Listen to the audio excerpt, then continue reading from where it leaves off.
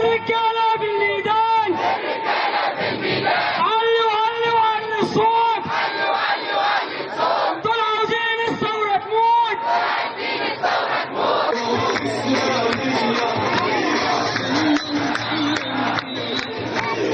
لو سكت لا يدوسوا علينا، ما زهقناش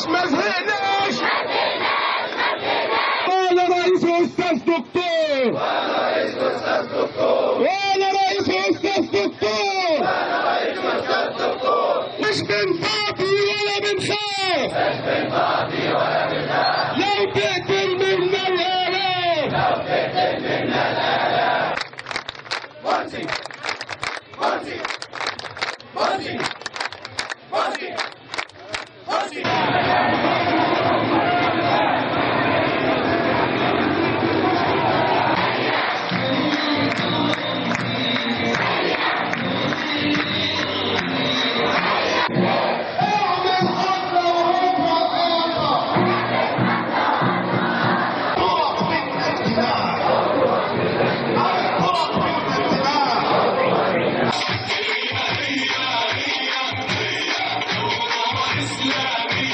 فبدأوا يخططوا وعلموا هذه الدراسات يا جماعة بتعد بدقة متناهية. كانوا يهتفون ضد مرسي وهم ما يعرفوش يعني ايه دكتور مرسي. خلينا الناس تقول لي عشان انت خريطة بنسكين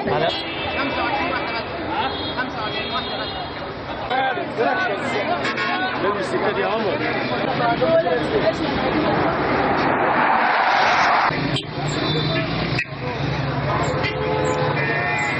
احنا نازلين النهارده نشارك في فعاليات المليونيه اللي دعا عليها ائتلاف دعم الشرعيه، وباذن الله تعالى هنشارك النهارده في الفيوم، وباذن الله هنسافر لربعه العدويه علشان نحاول بكل الطرق السلميه الممكنه ان احنا ندعم فكره عوده الشرعيه من جديد.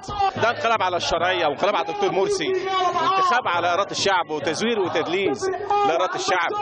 يعني نصارى قامت وتضحيات دي كلها وكان احنا ما عملناش حاجه خالص. يعني مش عايزين